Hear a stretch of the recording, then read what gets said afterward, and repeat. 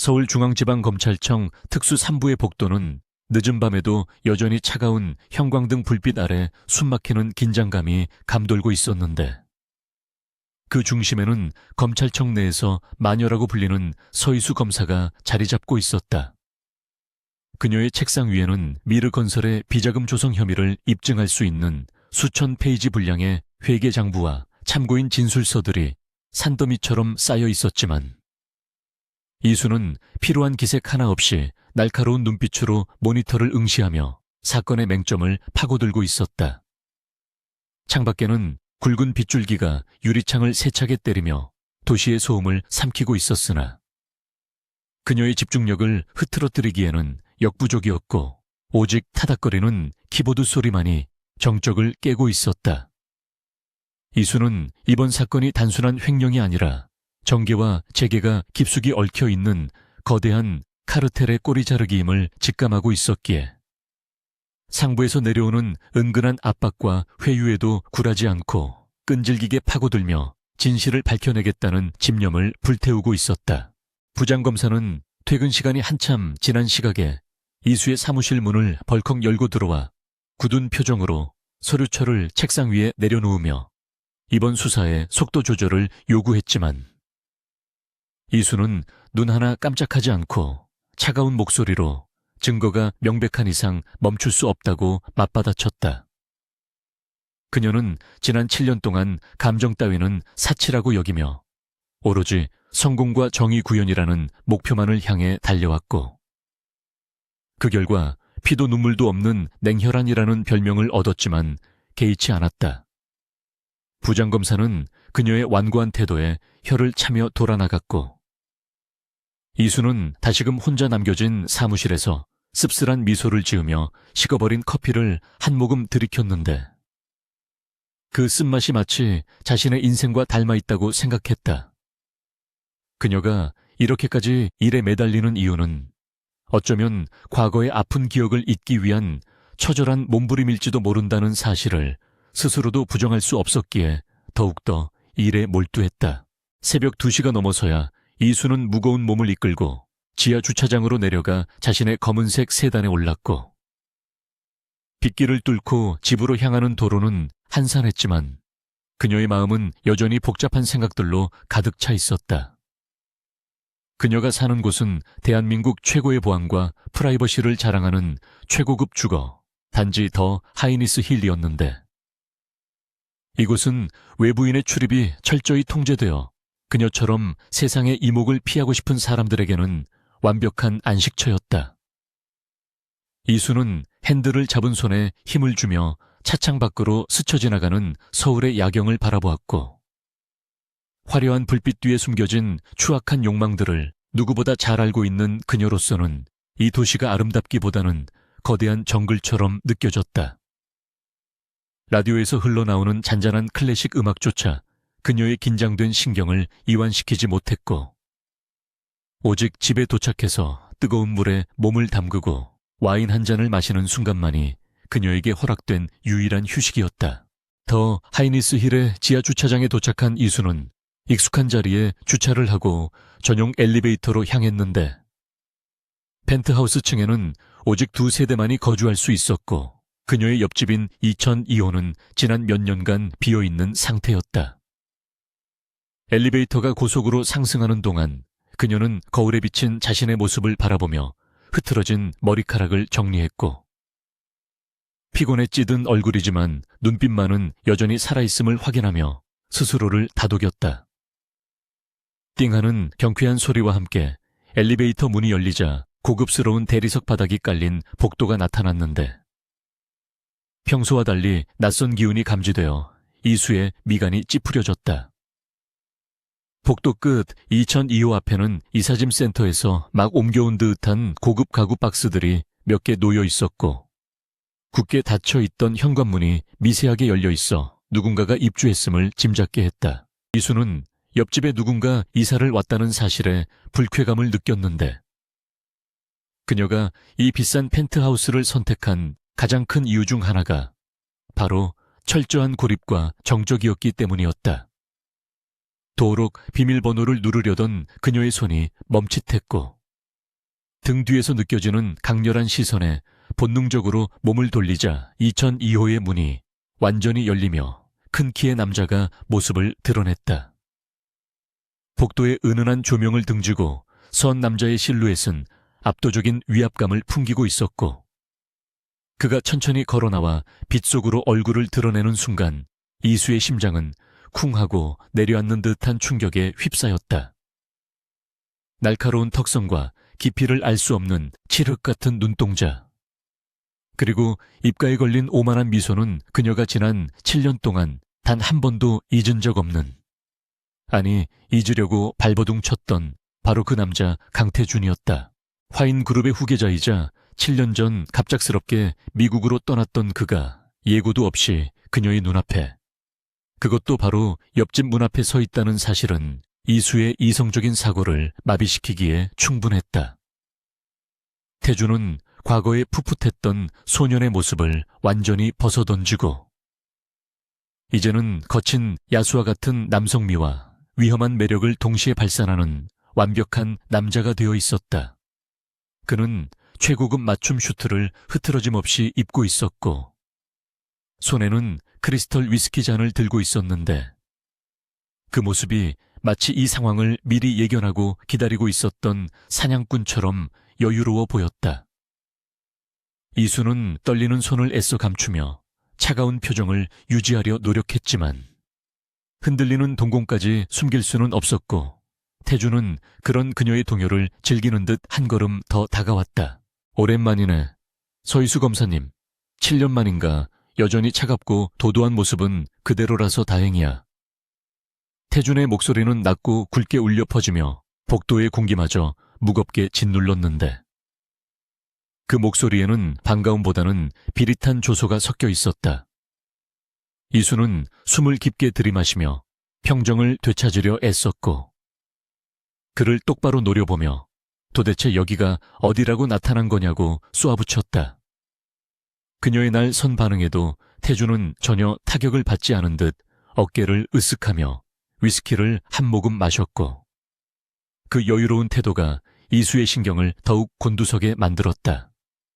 7년 전 그가 아무런 설명도 없이 그녀를 버리고 떠났던 그 날의 기억이 날카로운 파편이 되어 가슴을 찔렀지만, 이수는 지금은 감상에 젖을 때가 아니라고 스스로를 채찍질하며 공직자로서의 위엄을 잃지 않으려 했다.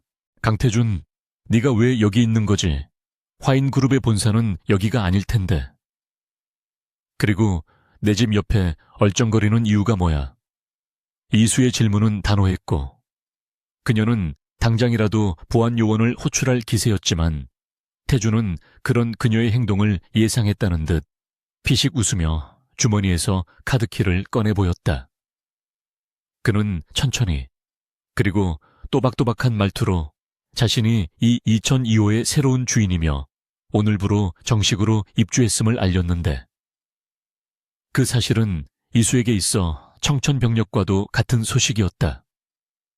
대한민국에서 가장 영향력 있는 재벌 3세가 굳이 자신의 옆집으로 이사를 왔다는 것은 단순한 우연일 리가 없었고, 분명히 어떤 의도가 숨겨져 있음을 직감한 이수는 경계심을 늦추지 않았다. 태준은 그녀의 경계 어린 눈빛을 마주하며 천천히 그녀에게 다가갔고, 두 사람 사이의 거리는 숨소리가 들릴 만큼 가까워졌다. 우연이라고 생각하지 마. 이수야, 내가 돌아온 건, 그리고 굳이 이 집을 시세의 3배나 주고 산 건 오로지 너 때문이니까. 태준의 선언은 마치 법정에서의 최종 변론처럼 명확하고 강력했는데, 그 말 속에 담긴 집착과 소유욕이 고스란히 느껴져 이수는 등골이 서늘해지는 것을 느꼈다. 그는 이수의 턱을 잡으려다 그녀가 거칠게 뿌리치자 손을 거두며 말을 이었다.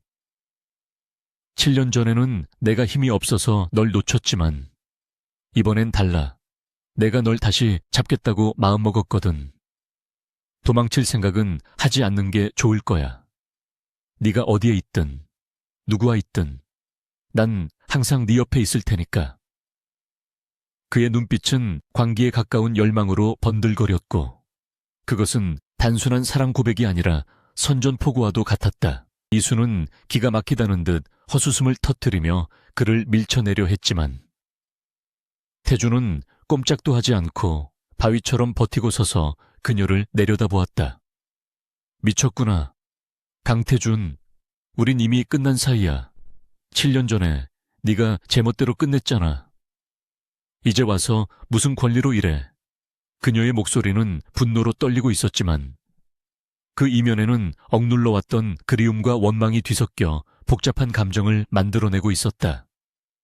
태주는 잠시 씁쓸한 표정을 지었지만 이내 냉정한 가면을 다시 덮었으며 그녀의 귓가에 낮게 속삭였다.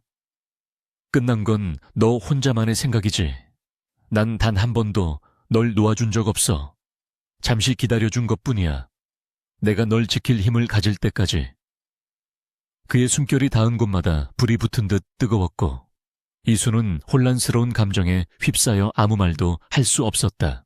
갑자기 엘리베이터 문이 다시 열리며 보안 요원이 순찰을 위해 올라왔고 두 사람의 묘한 대치 상황을 목격하고는 당황한 기색을 보였다. 이수는 재빨리 표정을 수습하며 아무 일도 아니라고 손을 내저었지만 태주는 보안 요원에게 눈길조차 주지 않은 채 이수에게서 시선을 떼지 않았다. 들어가. 피곤해 보이는데. 내일부터는 더 피곤해질 거야. 내가 널 가만두지 않을 테니까. 그는 의미심장한 말을 남기고는 자신의 집 현관으로 돌아섰고 문이 닫히기 직전 다시 한번 뒤를 돌아보며 매혹적이면서도 서늘한 미소를 지었다. 쾅 하는 소리와 함께 2002호의 문이 닫히고 복대는 다시 정적이 찾아왔지만 이수는 그 자리에 못 박힌 듯 서서 멍하니 닫힌 문을 바라볼 수밖에 없었다. 집 안으로 들어온 이수는 가방을 현관에 던지듯 내려놓고 소파에 무너지듯 주저앉아 떨리는 손으로 마른 세수를 했다. 심장이 터질 듯이 뛰고 있었고 태준의 목소리와 채취가 여전히 코끝에 맴돌아 정신을 차릴 수가 없었다. 7년이라는 시간 동안 완벽하게 쌓아 올린 자신의 철옹성이 단 한순간의 재회로 인해 금이 가기 시작했음을 느꼈고 그 틈으로 걷잡을 수 없는 폭풍우가 몰아칠 것 같은 불길한 예감이 들었다. 그녀는 자리에서 일어나 창가로 다가가 쏟아지는 빗줄기를 바라보며 마음을 다잡으려 했지만 옆집 테라스에서 새어나오는 불빛이 시야에 들어오자 다시금 가슴이 요동쳤다. 태준이 돌아왔다. 그것도 그녀를 다시 잡겠다는 명확한 목표를 가지고. 한편 2002호 펜트하우스의 거실에서 태준은 불 꺼진 창밖을 바라보며 위스키 잔을 천천히 흔들고 있었는데 그의 뒤에는 비서실장인 최 실장이 조용히 대기하고 있었다. 대표님, 서희수 검사님과의 접촉은 예정보다 빨랐던 것 같습니다. 괜찮으시겠습니까? 최 실장의 조심스러운 질문에 태주는 잔을 비우며 낮게 웃었다. 상관없어. 어차피 정면 승부하려고 온 거니까. 그 여자 생각보다 더 독해졌더군. 마음에 들어. 그는 탁자 위에 놓인 서류 봉투를 집어들었는데 그 겉면에는 미르건설 비자금 내역이라는 제목이 적혀 있었고 그것은 이수가 그토록 찾아 헤매던 결정적인 증거의 원본이었다. 태주는 서류를 불빛에 비추어 보며 중얼거렸다. 이수야, 이 판을 쥐고 흔드는 건 이제 너만의 몫이 아니야. 내가 너의 칼이 되거나 아니면 네가 쥔 칼을 부러뜨릴 방패가 될 테니 그날 밤 이수는 쉽게 잠들지 못하고 침대 위에서 뒤척이며 7년 전의 기억들을 떠올렸는데 벚꽃이 흩날리던 캠퍼스에서의 첫 만남부터 비참하게 헤어졌던 공항에서의 마지막 순간까지 모든 것이 생생하게 되살아났다. 그녀는 태준이 자신을 배신하고 떠났다고 믿었지만 오늘 본 그의 눈빛에는 설명할 수 없는 절실함과 고통이 담겨 있어 그녀를 혼란스럽게 만들었다. 만약 그가 돌아온 이유가 진심이라면 그리고 그가 말한 힘이 무엇을 의미하는지 알아내야만 했다. 하지만 동시에 그녀는 현재 맡고 있는 사건이 얼마나 위험한지 잘 알고 있었기에 태준의 개입이 자신을 더 큰 위기에 빠뜨릴 수도 있다는 사실을 경계해야만 했다. 벽 하나를 사이에 두고 누워있는 두 사람의 운명은 7년이라는 공백을 넘어 다시 톱니바퀴처럼 맞물려 돌아가기 시작했고 그 누구도 이 거대한 운명에 수레바퀴를 멈출 수는 없을 것 같았다. 다음 날 아침 이수는 평소보다 일찍 일어나 출근 준비를 서둘렀는데 엘리베이터 앞에서 마주칠지도 모를 태준을 피하고 싶은 마음이 컸기 때문이었다. 하지만 운명은 짓궂게도 그녀가 현관문을 열고 나가는 순간 옆집 문도 동시에 열리며 운동복 차림에 태준이 땀에 젖은 채 나타났다. 아침 운동을 마치고 돌아온 듯한 그는 헝클어진 머리카락과 거친 숨소리로 남성적인 매력을 더욱 강렬하게 뿜어내고 있었고 이수를 보자마자 입꼬리를 올리며 아침 인사를 건넸다. 굿모닝, 이웃사촌. 벌써 출근인가? 검사님들은 참 부지런하네. 그의 뻔뻔한 태도에 이수는 대꾸조차 하지 않고 엘리베이터 버튼을 연타했지만 태준은 성큼성큼 다가와 그녀의 옆에 섰다. 좁은 엘리베이터 안에서 그의 뜨거운 열기와 묘한 샴푸 향기가 이수를 감싸 안으며 그녀를 질식하게 만들었다. 엘리베이터의 좁은 공간은 숨막히는 침묵으로 가득 차 있었지만 강태준의 시선은 집요하게 서이수의 옆 얼굴을 쫓고 있었고 이수는 그 시선을 애써 무시하며 숫자가 바뀌는 디스플레이만 노려보았다. 태준은 주머니에서 차키를 꺼내 돌리며 오늘 일정이 험난할 텐데 자신이 데려다 주겠다는 제안을 던졌지만 이수는 쳐다보지도 않고 단칼에 거절하며 자신의 차로 가겠다고 차갑게 대꾸했다. 하지만 태준은 물러서지 않고 미르 건설 사건을 파헤치느라 적들이 많아졌을 테니 조심하라는 경고를 덧붙였는데 그 말은 단순한 걱정이 아니라 마치 그가 그녀의 수사 상황을 낱낱이 파악하고 있다는 듯한 뉘앙스를 풍기고 있어 이수의 신경을 긁었다. 지하 주차장에 도착해 엘리베이터 문이 열리자마자 이수는 도망치듯 빠져나와 자신의 차에 올랐지만 백미러를 통해 비치는 태준의 모습은 그녀가 시야에서 사라질 때까지 그 자리에 서서 지켜보고 있었다. 서울중앙지방검찰청에 도착한 이수는 쏟아지는 업무 속에 파묻혀 태준에 대한 생각을 지우려 노력했지만 수사는 예상보다 훨씬 더 난항을 겪고 있어 그녀의 머리를 아프게 했다. 미르 건설의 자금 흐름을 추적하던 중 결정적인 단서가 될 만한 페이퍼 컴퍼니의 계좌가 발견되었으나 압수수색 영장은 법원에서 기각되었고 상부에서는 증거 불충분을 이유로 수사 종결을 종용하고 있었다. 이수는 이것이 단순한 법리적 판단이 아니라 거대한 보이지 않는 손이 작용하고 있음을 확신하며 분노를 삼켰고 사무실 창밖을 바라보며 답답한 마음을 달래야만 했다. 그때 그녀의 개인 이메일로 발신자를 알 수 없는 메일 한 통이 도착했는데 제목도 없이 첨부 파일만 있는 그 메일은 평소라면 스팸으로 간주하고 삭제했을 테지만 왠지 모를 이끌림에 그녀는 마우스를 클릭했다. 파일을 열어본 이수의 눈동자가 크게 흔들렸는데 그 안에는 검찰이 그토록 찾지 못했던 미르건설의 이중 장부 사본과 로비 리스트가 상세하게 정리되어 있었기 때문이었다. 이 자료는 단순히 내부 고발자가 보낸 수준을 넘어섰으며 고도의 해킹 기술이나 기업 내부 깊숙한 곳에 접근 권한이 있는 사람만이 입수할 수 있는 극비 정보들이었다. 이수는 문득 아침에 태준이 던졌던 경고를 떠올리며 등골이 서늘해지는 것을 느꼈는데 만약 이 자료를 보낸 사람이 강태준이라면 그는 도대체 지난 7년 동안 무엇을 준비해왔던 것인지 가늠조차 할 수 없었다. 그녀는 즉시 수사관을 호출해 자료의 진위 파악을 지시하면서도 마음 한구석에서는 태준이 자신을 돕고 있다는 사실에 안도감보다는 묘한 불안감과 자존심의 상처를 동시에 느꼈다. 점심시간이 지나고 오후가 되자 이수는 머리를 식힐 겸 옥상 정원으로 올라가 캔커피를 마시며 7년 전의 기억을 떠올리지 않을 수 없었다. 그날도 오늘처럼 비가 내리고 있었고 태주는 차가운 공항 로비에서 그녀의 눈을 피하며 이별을 통보했었는데 그때 그의 목소리는 건조했지만 잡고 있던 주먹은 하얗게 질릴 정도로 떨리고 있었다.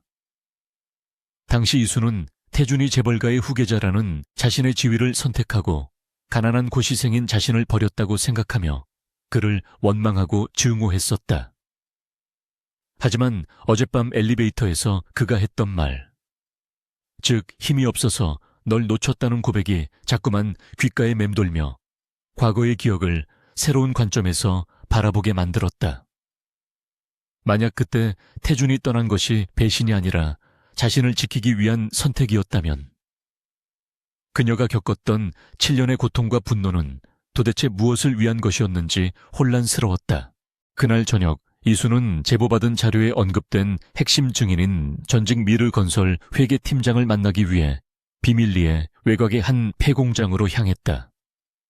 공식적인 소환 조사를 거부하고 은밀한 만남을 요구한 증인의 태도가 미심쩍었지만 결정적인 증언을 확보하기 위해서는 위험을 감수할 수밖에 없었다. 어둠이 짙게 깔린 폐공장은 스산한 기운을 뿜어내고 있었고 이수는 호신용 전기 충격기를 주머니에 단단히 쥔 채 약속 장소인 낡은 창고 안으로 조심스럽게 발을 들여놓았다.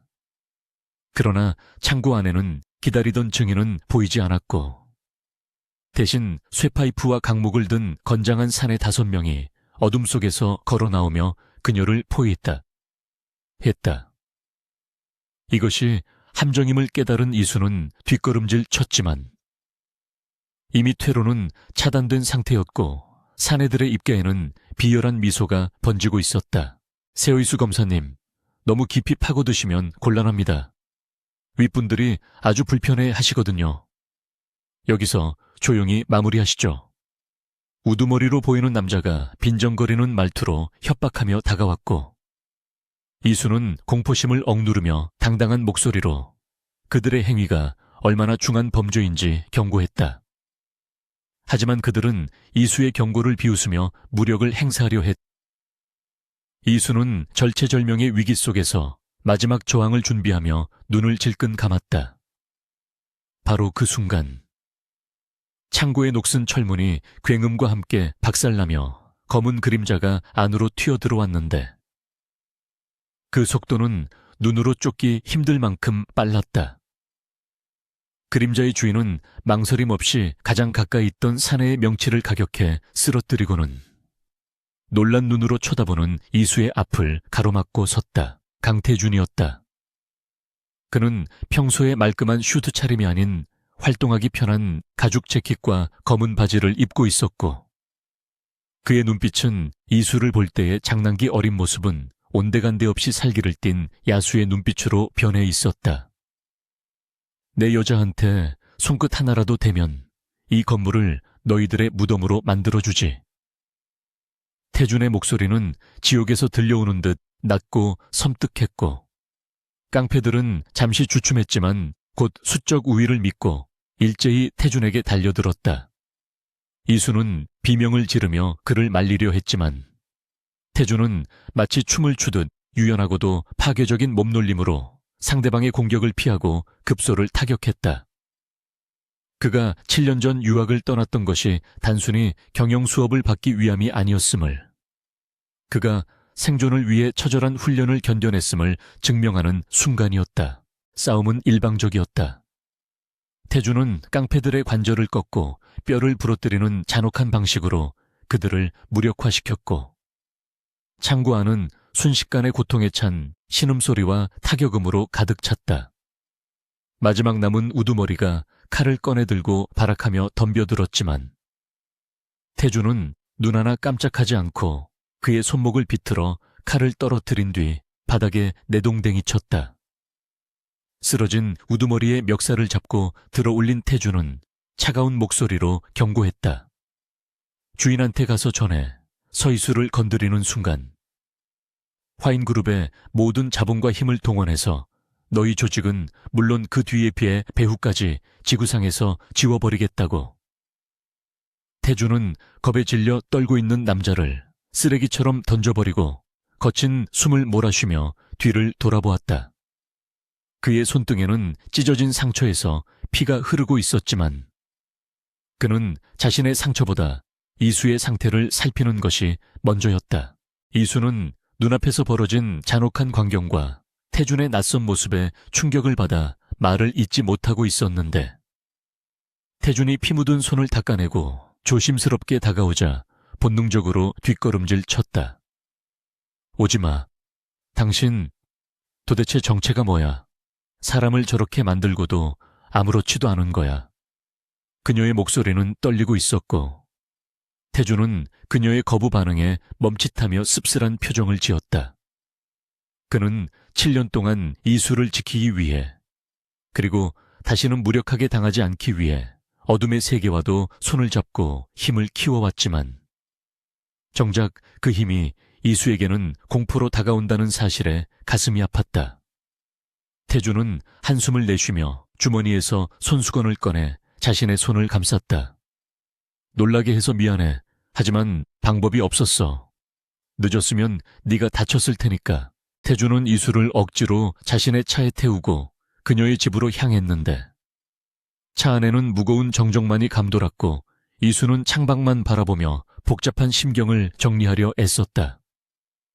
그녀는 검사로서 법과 원칙을 신봉해왔지만 오늘 겪은 일은 법이 닿지 않는 곳에 존재하는 폭력의 실체를 뼈저리게 느끼게 해주었고 그 폭력으로부터 자신을 구한 것이 또 다른 폭력을 행사한 태준이라는 사실이 아이러니하게 느껴졌다. 아파트 주차장에 도착했을 때 태준은 시동을 끄지 않은 채 핸들을 꽉 쥐고 침묵을 깼다. 이수야, 내가 보낸 자료는 확인했지. 그걸로는 부족할 거야. 그들은 법망을 빠져나가는데 도가 튼 놈들이니까. 이수는 그제야 이메일의 발신자가 태준임을 확인받았고 그가 자신을 위해 불법적인 일까지 서슴지 않았다는 사실에 화가 치밀어 올랐다. 강태준, 착각하지 마. 난 검사야. 범죄자 잡겠다고 또 다른 범죄를 저지르는 건 용납 못해. 네가 준 자료, 법정에서 증거로 채택되지도 않을 거야. 불법 수집 증거니까. 이수는 매몰차게 말하며 차 문을 열려 했지만 태준이 그녀의 팔을 잡아챘다. 법정이 그런 고상한 것들이 널 지켜줄 것 같아 오늘 봤잖아. 그들은 널 죽일 수도 있었어. 내가 없었다면 넌 이미 싸늘한 주검이 됐을 거라고. 태준의 목소리가 격양되며 차 안을 울렸고 그의 눈에는 눈물이 고일 듯한 절박함이 서려 있었다. 이수는 그의 뜨거운 눈빛에 말문이 막혔지만 흔들리는 마음을 다잡으며 그의 손을 뿌리쳤다. 그러니까 내 일에 상관하지 마. 내 목숨이 위험해도 그건 내가 감당할 몫이야. 너처럼 깡패짓이나 하는 사람 도움은 필요 없어. 이수는 도망치듯 차에서 내려 엘리베이터로 향했고 태준은 차 안에 홀로 남겨진 채 핸들을 내리치며 분노와 좌절감을 표출했다. 그는 자신이 괴물이 되어서라도 그녀를 지키겠다고 다짐했지만 정작 그 괴물 같은 모습 때문에 그녀가 멀어지는 현실을 견디기 힘들었다. 하지만 그는 포기할 생각이 없었고 오히려 이 사건의 배후에 있는 거대한 악을 자신의 방식대로 처단하겠다는 결심을 더욱 굳혔다. 집에 들어온 이수는 현관문에 기대어 주저앉았고 긴장이 풀리자 참았던 눈물이 터져 나왔다. 태준의 피 묻은 손과 상처 입은 눈빛이 계속해서 떠올라 가슴을 찔렀고 그가 변해버린 이유가 결국 자신 때문이라는 죄책감이 밀려왔다. 다음날 아침 이수는 출근길에 문 앞에 놓인 작은 쇼핑백을 발견했는데 그 안에는 따뜻한 죽과 연고 그리고 짧은 메모가 들어있었다. 밥 거르지 마. 그리고 어제 놀라게 한 건 다시 한번 사과할게. 하지만 난 멈추지 않아. 네가 안전해질 때까지. 이수는 메모를 구겨버리려다 잠시 멈칫하더니 결국 한숨을 내쉬며 가방 속에 집어넣었다. 그녀는 태준의 방식에 동의할 수 없었지만 그가 자신을 향해 보여주는 맹목적인 헌신을 완전히 무시할 수도 없었다. 출근한 이수에게 부장검사가 호출했고 그는 굳은 표정으로 어제 폐공장 사건이 경찰에 접수되지 않았음을 알리며 누군가가 사건을 덮었다는 정보를 흘렸다. 이수는 직감적으로 태준이 손을 썼음을 알았고 이제 그와 자신이 한 배를 탄 운명 공동체가 되어가고 있음을 부인할 수 없게 되었다. 한편 태준은 자신의 펜트하우스 서재에서 최 실장과 함께 벽면 가득 붙어있는 인물 관계도를 주시하고 있었는데 그 중심에는 미르건설의 배우이자 차기 대권 주자로 거론되는 김 의원의 사진이 붉은색으로 표시되어 있었다. 대표님, 김 의원 측에서 서희수 검사에 대한 뒷조사를 시작했습니다. 7년 전 대표님과의 관계까지 파헤치고 있는 것 같습니다. 최 실장의 보고에 태준의 눈빛이 싸늘하게 식어갔다. 건드려선 안 될 영린을 건드렸군.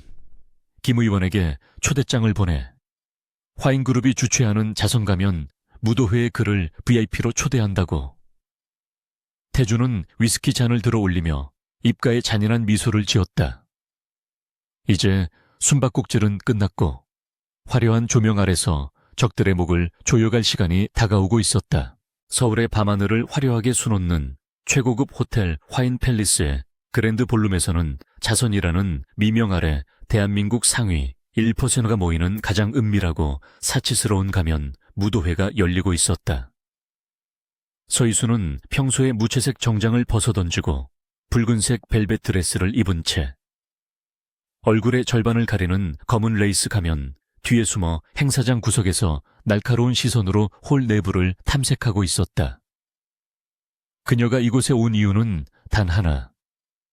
미르건설 비자금 사건의 핵심 배우로 지목된 김 의원이 이 파티에 참석한다는 첩보를 입수했기 때문이었고 오늘이야말로 법망을 요리조리 피해 다니는 그 늙은 여우의 꼬리를 확실하게 밟을 기회였다. 화려한 샹들리에 조명 아래에서 샴페인 잔을 부딪히며 웃고 떠드는 사람들의 모습은 겉보기에는 우아해 보였지만 이수의 눈에는 그저 탐욕과 위선으로 뭉친 역겨운 군상들의 집합소로 보일 뿐이었다. 그녀는 허벅지에 감긴 가터벨트 속에 초소형 녹음기를 숨긴 채 김 의원이 나타날 것으로 예상되는 VIP 룸 쪽으로 천천히 발걸음을 옮기며 긴장의 끈을 놓지 않았다. 하지만 이수의 계획은 그녀를 눈여겨보고 있던 몇몇 사격의 명사들에 의해 예상치 못한 난관에 부딪혔는데 그들은 가면을 쓰고 있음에도 불구하고 특유의 오만함과 날카로운 직감으로 그녀가 자신들의 부류가 아님을 단번에 알아챘다. 특히 김 의원의 아내이자 사교계의 여왕으로 군림하는 박 여사는 이수의 앞을 가로막으며 와인잔을 일부러 기울여 그녀의 드레스 자락을 더럽히는 모욕적인 행동을 서슴지 않았다. 어머, 실례, 눈에 익지 않은 분이라 한여가 길을 잘못 든 줄 알았어요. 이런 누추한 차림으로 여기까지 들어오다니 보안팀이 일을 제대로 안 하는 모양이군요. 박 여사의 비아냥거림에 주변에 있던 귀부인들이 부채로 입을 가리며 킥킥거렸고 이수는 치밀어 오르는 분노를 억누르며 주먹을 꽉 쥐었다. 공무 수행 중이 아니었다면 당장이라도 모욕죄로 체포하겠다고 으름장을 놓았겠지만 지금은 정체를 들키지 않고 김 의원에게 접근하는 것이 우선이었기에 그녀는 굴욕을 참아내야만 했다. 그때 웅성거리는 인파를 가르고 턱시도를 완벽하게 차려입은 한 남자가 등장하자 소란스럽던 연회장에 일순간 정적이 흘렀는데 그는 바로 이 파티의 호스트이자 화인그룹의 실질적인 지배자인 강태준이었다. 그는 화려한 황금색 가면으로 얼굴을 가리고 있었지만 뿜어져 나오는 압도적인 아우라와 차가운 눈빛만으로도 좌중을 압도하기에 충분했다. 태준은 얼어붙은 박 여사와 공영에 처한 이수 사이로 성큼성큼 걸어 들어와 보란듯이 자신의 최고급 손수건을 꺼내 이수의 젖은 드레스 자락을 직접 닦아주기 시작했다. 무릎까지 꿇고 그녀의 드레스를 닦는 그의 파격적인 행동에 사람들은 경악을 금치 못했고 박 여사의 얼굴은 당혹감으로 붉게 물들었다. 태주는 천천히 몸을 일으켜 박 여사를 내려다보며 얼음장처럼 차가운 목소리로 말했다. 제 가장 소중한 VIP에게 실수를 하셨군요. 박 여사님, 이분은 오늘 밤 저와 왈츠를 추기로 약속된 파트너입니다. 사과는 제가 대신 받도록 하죠. 화인그룹과의 거래를 계속 유지하고 싶으시다면 말입니다. 태준의 서슬 퍼런 경고에 박 여사는 사색이 되어 황급히 자리를 떴고 주변을 에워싸고 있던 구경꾼들도 슬금슬금 물러나며 두 사람만의 공간을 만들어 주었다. 이수는 태준의 도움을 받았다는 사실에 자존심이 상하면서도 위기의 순간마다 나타나 자신을 구해주는 그에게 묘한 안도감을 느끼는 자신을 발견하고는 혼란스러워했다. 누가 도와달랬어. 내 일은 내가 알아서 해. 그리고 VIP라니. 내가 언제 너랑 왈츠를 춘다고 했지.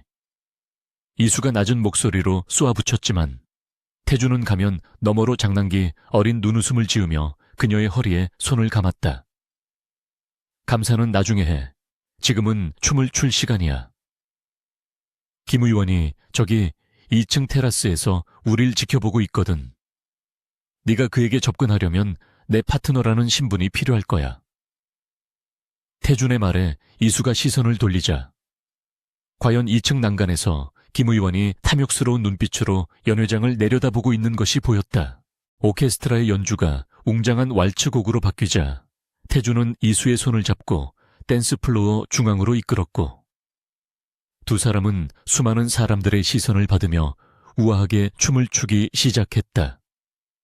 서로의 몸이 밀착되고 숨결이 닿을 듯 가까워지자 이수의 심장은 걷잡을 수 없이 뛰기 시작했고 7년 전 대학 축제 때 그와 함께 춤을 췄던 아련한 추억이 오버랩되며 가슴 한구석이 아려왔다. 태주는 능숙한 리드와 함께 그녀를 회전시키며 귓가에 은밀하게 속삭였다. 너무 긴장하지 마. 넌 그냥 나만 믿고 따라오면 돼. 김 의원의 비자금 장부가 담긴 USB는 그의 안주머니에 있어.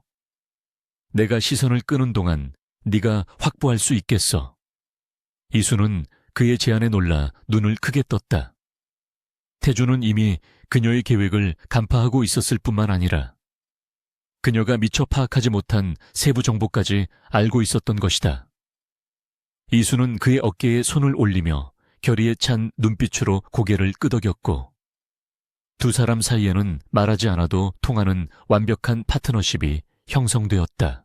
춤이 절정에 달할 무렵 태주는 자연스럽게 춤의 동선을 2층 계단 쪽으로 유도했고 사람들의 시선이 그들의 화려한 턴 동작에 쏠린 틈을 타 이수는 태준의 품에서 빠져나와 그림자처럼 2층으로 스며들었다. 태준은 짐짓 아무 일도 없었다는 듯 다른 파트너와 춤을 추며 사람들의 시선을 묶어두었고 이수는 복도 끝에 있는 김 의원의 경호원들을 피해 VIP 룸으로 접근하는 데 성공했다.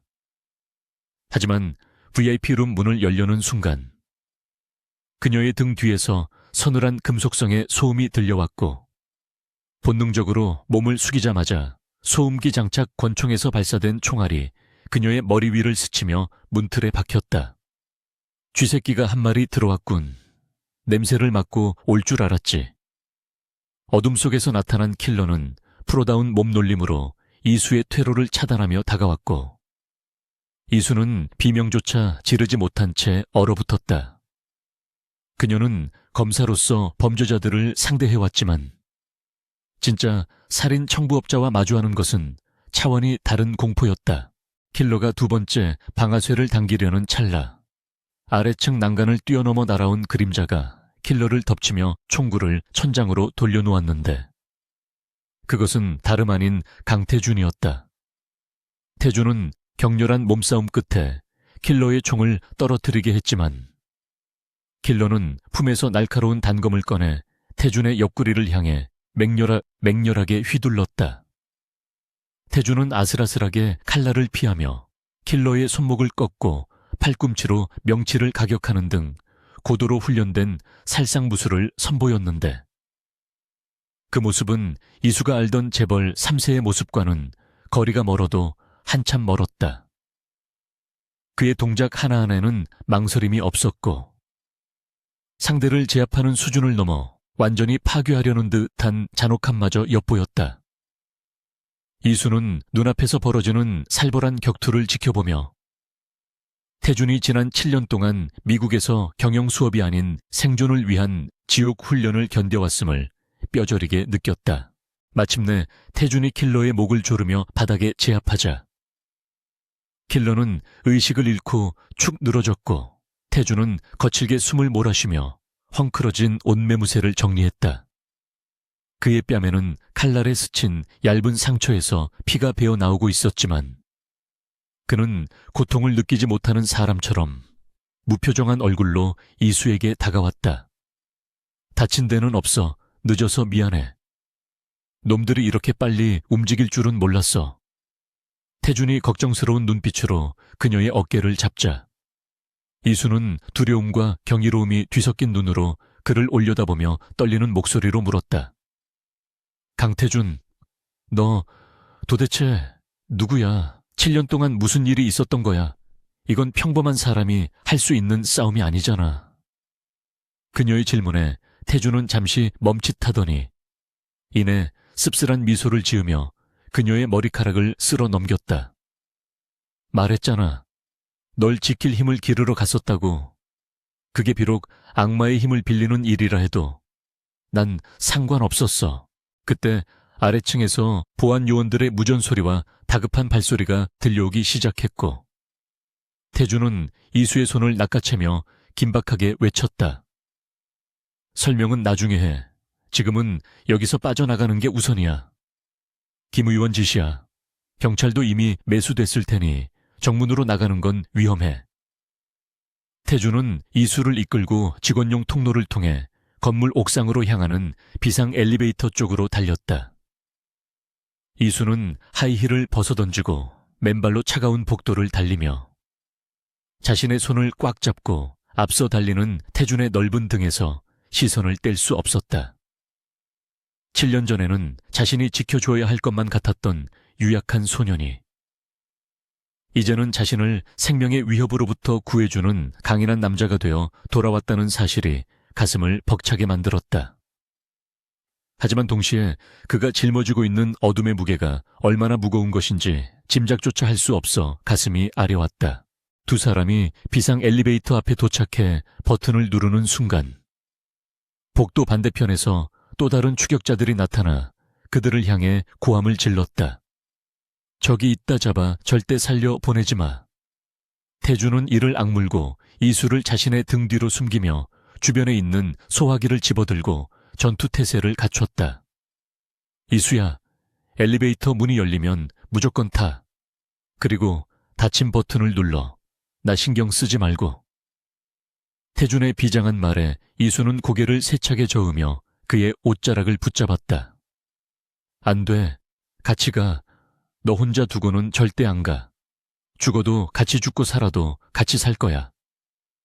그녀의 완강한 태도에 태준은 당황했지만 이내 결심한 듯 그녀를 끌어안고 엘리베이터 문이 열리기를 초조하게 기다렸다.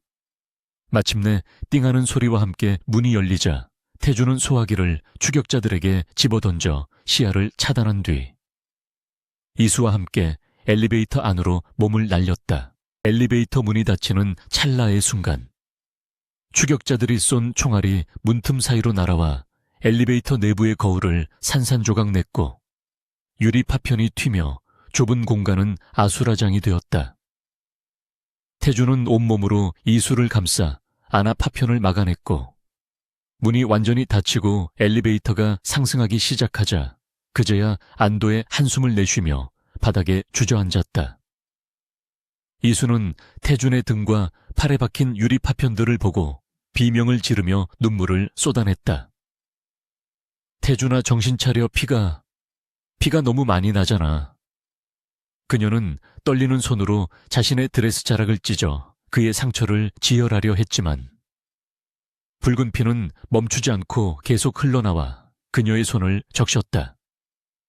태주는 고통 속에서도 이수의 눈물을 닦아주며 희미하게 웃었다. 울지 마, 촌스럽게. 나 안 죽어. 네가 옆에 있는데 내가 어떻게 죽어.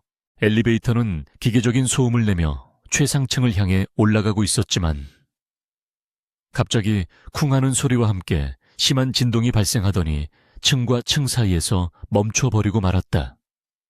조명마저 깜빡거리다 꺼져버리고 비상등의 붉은 불빛만이 두 사람을 비추는 밀폐된 공간에서 이수와 태주는 세상과 단절된 채 서로의 숨소리에 의지해야만 했다.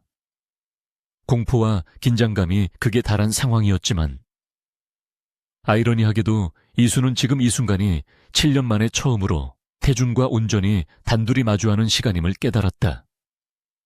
그녀는 태준의 품에 안겨 그의 심장 소리를 들으며 이 위험한 남자를 향한 자신의 사랑이 결코 사라지지 않았음을, 아니 오히려 더 깊고 강렬해졌음을 인정하지 않을 수 없었다. 태준은 의식이 흐려지는 와중에도 이수의 손을 놓지 않고 꽉 쥐고 있었는데 그것은 단순한 생존 본능이 아니라 그녀를 향한 집착에 가까운 사랑의 표현이었다. 이수야, 미안해. 평범하게 돌아와서 멋지게 프러포즈하고 싶었는데 꼴이 이게 뭐야. 태준의 웅얼거리는 목소리에 이수는 눈물을 흘리며 그의 입을 막았다. 바보 같은 소리 하지 마. 넌 이미 충분히 멋있어. 그러니까 제발 정신 줄 놓지 마. 여기서 나가면 그때 다시 제대로 얘기해. 7년 전 일도 지금 일도 다 들어줄 테니까. 이수의 간절한 호소에 태주는 힘겹게 고개를 끄덕이며 그녀의 어깨에 머리를 기댔다. 비좁고 어두운 엘리베이터 안. 생과 사의 경계에서 두 사람의 영혼은 그 어느 때보다 뜨겁게 얽혀 들어가고 있었다. 비상등의 붉은 불빛만이 위태롭게 깜빡이는 엘리베이터 안은 세상과 완전히 단절된 고립무원의 공간이었고 그 안에는 피냄새와 땀냄새 그리고 두 남녀의 거친 숨소리만이 가득 차 있었다. 서이수는 떨리는 손으로 자신의 드레스 자락을 길게 찢어 강태준의 등과 팔에서 흐르는 피를 닦아내고 있었는데 그녀의 손끝에 닿는 그의 근육은 고통으로 인해 딱딱하게 굳어 경련을 일으키고 있었다. 태준은 식은땀을 흘리면서도 이수가 걱정할까봐 짐짓 아무렇지 않은 척 농담을 던지려 했지만 입술 사이로 새어나오는 신음소리까지 완전히 감출 수는 없었다. 이수는 그런 그가 미련하고 안쓰러워 가슴이 미어지는 것 같았고 도대체 무엇이 그를 이토록 무모하게 만들었는지, 왜 자신의 목숨을 걸고 나를 지키려 하는지 묻고 싶은 말이 목구멍까지 차올랐다. 그녀는 지혈을 위해 태준의 상처 부위를 꽉 묶으며 울먹이는 목소리로 말했다. 아프면 아프다고 해. 억지로 참지 말고. 너 지금 피를 너무 많이 흘렸어. 이러다 쇼크라도 오면 어쩌려고 그래. 태준은 이수의 손길에서 전해지는 온기에 희미하게 웃으며 고개를 저었는데 그의 눈빛은 몽롱해지면서도 오직 이수만을 향해 고정되어 있었다. 네가 다치는 것보단 나아. 7년 전에는 내가 너무 어려서 힘이 없어서 널 지키지 못하고 도망쳤지만 이제는 달라. 내 몸이 부서지는 한이 있어도 두 번 다시 널 잃지 않을 거야. 그의 말은 단순한 위로가 아니라 뼈에 사무친 다짐과도 같았고 그 말 속에 담긴 진실의 무게가 이수의 가슴을 강하게 때렸다. 이수는 멈칫하며 묻고 있던 매듭을 놓고 그의 눈을 똑바로 바라보았다. 도망쳤다고 7년 전. 네가 떠난 게 도망친 거라고. 넌 유학 가서 경영 수업 받고 편하게 살려고 간 거 아니었어. 나 따위는 잊고 재벌 3세로서의 삶을 즐기러 간 거였잖아. 그녀의 목소리는 떨리고 있었고 그동안 쌓아왔던 오해와 원망이 터져나오며 눈물이 주르륵 흘러내렸다. 태주는 힘겹게 몸을 일으켜 벽에 등을 기대고 앉아 깊은 한숨을 내쉬었는데 이제는 더 이상 진실을 숨길 수 없음을, 아니 숨겨서는 안 된다는 것을 직감했다. 그는 붉은 조명 아래서 더욱 창백해진 얼굴로 이수에게 손짓해 자신의 옆에 앉혔다. 경영수업 편한 삶 이수야, 너는 우리 아버지를, 화인그룹의 회장 강진혁을 너무 과소평가했어. 그분은 자신의 핏줄조차 도구로 여기는 분이야. 태준의 입에서 나온 아버지의 이름은 경멸과 공포가 뒤섞인 어조로 불렸고, 이수는 숨을 죽이고 그의 다음 말을 기다렸다. 그날, 내가 떠나지 않으면 아버지가 널 어떻게 하겠다고 협박했는지 알아. 내 아버지의 작은 세탁소를 불태우고 사법고시를 준비하던 너를 영원히 법조계에 발도 못 붙이게 만들겠다고 했어. 심지어 내 가족들의 생계줄을 끊어버리고 길바닥에 나앉게 만들겠다고. 아주 구체적인 계획서까지 보여주더군.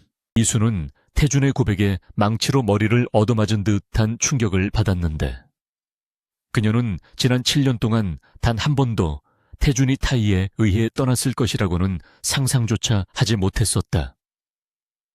그녀가 기억하는 이별의 순간, 태준의 차가웠던 표정과 모진 말들은 전부 그녀와 그녀의 가족을 살리기 위한 연기였고, 그가 짊어졌던 무게는 그녀가 짐작했던 배신감보다 훨씬 더 무거웠던 것이다. 말도 안 돼. 그럼 왜 나한테 말하지 않았어? 우리 같이 도망칠 수도 있었잖아. 왜 너 혼자 그 짐을 다 짊어지고. 이수는 오열하며 그의 가슴을 주먹으로 쳤지만 태준은 묵묵히 그녀의 주먹을 받아내며 씁쓸하게 웃었다. 그때 나는 힘없는 대학생일 뿐이었으니까. 내가 널 데리고 도망친들 화인그룹의 추적을 피할 수 있었을까? 결국 너는 불행해졌을 거고, 나는 무력감에 시달리다 널 원망하게 됐을지도 몰라. 그래서 악마와 계약을 한 거야. 내가 널 떠나는 대신 너의 안전과 미래를 보장받기로. 좁은 엘리베이터 안은 이수의 흐느끼는 소리로 가득 찼고, 태준은 아픈 팔을 들어 그녀를 조심스럽게 품에 안았다.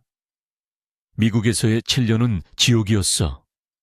경영 수업 따위가 아니라 살아남기 위해 밑바닥부터 굴렀어. 월스트리트의 사모펀드 상어들 틈에서, 남미의 갱단들과 거래를 트면서. 내가 인간성을 버리고 괴물이 되어갈 때마다 딱 하나만 생각했어. 서이수, 너한테 돌아가려면 내가 그들보다 더 강해져야 한다고. 아버지를 꺾고 화인그룹을 집어삼킬 힘을 가져야만 널 온전히 내 것으로 만들 수 있다고. 태준의 목소리는 낮았지만 그 안에 담긴 집념은 뜨거운 용암처럼 끓어오르고 있었다. 이수는 그제야 그의 손에 난 상처들과 흉터들, 그리고 오늘 보여주었던 잔혹한 싸움 실력이 어디서 비롯된 것인지 이해할 수 있었고, 그 모든 것이 자신을 위한 희생이었음을 깨닫자 가슴이 찢어질 듯 아파왔다. 이수는 눈물 범벅이 된 얼굴을 들어 태준을 바라보았고, 그의 얼굴에 묻은 핏자국을 손으로 닦아주며 떨리는 입술을 열었다. 바보 같은 놈, 그렇게 혼자 힘들었으면서 왜 이제 와서 멋있는 척해. 내가 너 미워하면서 얼마나 힘들었는데. 매일 밤 널 저주하고 또 그리워하느라 얼마나 아팠는데. 그녀의 원망 섞인 고백에 태준의 눈동자가 흔들렸고, 그는 참을 수 없는 감정에 이끌려 그녀의 뒷목을 감싸 쥐었다. 미안해, 널 아프게 해서. 하지만 다시 돌아가도 난 똑같은 선택을 했을 거야. 네가 없는 세상보다는 네가 날 미워하더라도 안전하게 살아있는 세상이 나한테는 더 필요했으니까. 두 사람의 시선이 허공에서 얽히며 7년의 공백을 메우듯 강렬한 스파크가 튀었고, 더 이상의 말은 필요하지 않았다. 태준은 고개를 숙여 이수의 입술을 찾았고, 이수 역시 거부하지 않고 그를 받아들였다. 피맛과 짠 눈물 맛이 뒤섞인 키스는 달콤하기보다는 처절하고 절박했는데, 그것은 단순한 연인들의 입맞춤이 아니라 서로의 생존을 확인하고 영혼을 위로하는 의식과도 같았다. 좁고 폐쇄된 공간, 언제 추락할지 모르는 엘리베이터 안에서의 키스는 그들이 처한 위험한 상황만큼이나 위태롭고 격정적이었다. 태주는 부상당한 몸의 고통조차 잊은 채 이수를 더 깊이 갈구했고, 이수는 그의 목을 끌어안으며 그동안 억눌러 왔던 사랑을 쏟아냈다. 서로의 숨결이 하나로 섞이며 7년 전 멈춰버렸던 그들의 시간은 다시 흐르기 시작했고, 이제 두 사람 사이를 가로막고 있던 오해의 벽은 완전히 허물어져 내렸다. 한참의 시간이 흐른 뒤 입술을 뗀 두 사람은 서로의 이마를 맞대고 거친 숨을 골랐는데, 태준의 눈빛은 이전보다 훨씬 더 깊고 단단해져 있었다. 이제 다시는 널 놓지 않아. 아버지가 반대하든 세상이 우릴 갈라놓으려 하든 상관없어. 내가 다 부숴버릴 거야. 태준의 선언에 이수는 눈가에 맺힌 눈물을 닦으며 결연한 표정으로 고개를 끄덕였다. 나도 마찬가지야. 이제 안 피해. 네가 괴물이 되어야 한다면 나도 같이 괴물이 될게. 검사로서의 양심법 그런 거 다 필요 없어. 널 지키고 우리를 위협하는 놈들을 잡는 게 내 정의야. 이수는 더 이상 보호받는 대상이 아닌 그와 함께 싸우는 동반자가 되기로 결심했고, 그 순간 그녀의 눈빛은 서슬 퍼런 칼날처럼 빛났다. 그때 엘리베이터 천장에서 쿵쿵거리는 소리와 함께 기계적인 마찰음이 들려오더니 꽉 닫혀있던 문이 덜커덩거리며 조금씩 열리기 시작했다. 틈새로 눈부신 조명빛이 쏟아져 들어오자 이수와 태주는 본능적으로 서로를 보호하듯 끌어안았는데, 문틈으로 낯익은 얼굴이 보였다. 대표님, 서검사님 괜찮으십니까? 태준의 비서실장인 최 실장이 땀범벅이 된 얼굴로 구조대원들과 함께 문을 강제로 개방하고 있었다. 태준은 안도의 한숨을 내쉬며 이수의 어깨를 감싸 쥐고 일어섰다. 늦었군, 최 실장. 내 여자가 숨 막혀 죽을 뻔했어. 태준은 부상에도 불구하고 여유를 잃지 않으며 농담을 던졌지만, 최 실장은 태준의 피 묻은 셔츠를 보고 사색이 되어 구급대원을 재촉했다. 구조된 두 사람은 호텔 로비가 아닌 지하 주차장으로 비밀리에 이동되었는데, 이미 호텔 정문과 로비에는 경찰과 기자들이 깔려 있어 노출되는 것은 위험했기 때문이었다. 구급차 안에서 응급처치를 받는 동안에도 태주는 이수의 손을 놓지 않았고, 이수는 그의 상처를 꿰매는 의사의 손길을 지켜보며 입술을 깨물었다. 마취 없이 그냥 꿰매세요. 감각이 둔해서 괜찮습니다. 태준이 무덤덤하게 말하자 의사는 당황했지만 이수가 태준의 손을 꽉 잡으며 말했다. 선생님, 제일 안 아프게, 그리고 흉터 안 남게 해주세요. 이 사람 제 거거든요. 흠집 하나라도 남으면 제가 가만 안 있을 거예요. 이수의 당돌한 말에 태주는 고통 중에도 피식 웃음을 터뜨렸고, 차가웠던 구급차 안의 공기는 두 사람의 견고해진 유대감으로 따뜻하게 데워졌다. 태준의 개인 병실이 마련된 화인병원 VIP룸으로 이동한 후 이수는 젖은 드레스를 벗고 환자복으로 갈아입은 태준의 곁을 지키며 밤을 새웠다. 태준은 진통제 투여로 잠들었지만 이수는 잠들 수 없었다. 그녀는 태준이 넘겨준 USB와 오늘 밤 겪은 사건들을 머릿속으로 정리하며 앞으로의 계획을 세우기 시작했다. 김 의원은 오늘 실패를 만회하기 위해 더 악랄한 수법을 쓸 것이 분명했고, 화인그룹의 강 회장 역시 태준의 귀환과 자신의 존재를 알게 된다면 가만히 있지 않을 것이었다. 이수는 창문에 비친 자신의 얼굴을 바라보며 다짐했다. 강태준, 네가 7년 동안 날 지켜줬으니 이번엔 내가 널 지킬 차례야. 내 모든 법적 지식과 권한을 동원해서 놈들의 목을 조여줄게. 새벽녘, 태준이 눈을 떴을 때 그의 시야에 가장 먼저 들어온 것은 침대맡에 엎드려 쪽잠을 자고 있는 이수의 모습이었다. 그는 링거 바늘이 꽂힌 손을 들어 조심스럽게 그녀의 머리카락을 쓰다듬었고, 인기척에 깬 이수가 부스스한 얼굴로 고개를 들었다. 일어났어, 좀 어때? 아프진 않고. 걱정스러운 그녀의 질문에 태주는 고개를 저으며 몸을 일으키려 했다. 난 괜찮아. 그보다 이수야. 우리 이제 본격적으로 움직여야 해. 김 의원이 눈치챘을 거야. 우리가 증거를 가지고 있다는 걸. 태준의 눈빛은 금세 냉철한 사업가의 그곳으로 돌아왔고 이수 역시 표정을 굳히며 고개를 끄덕였다. 알아. 그래서 말인데 내가 계획을 좀 수정했어.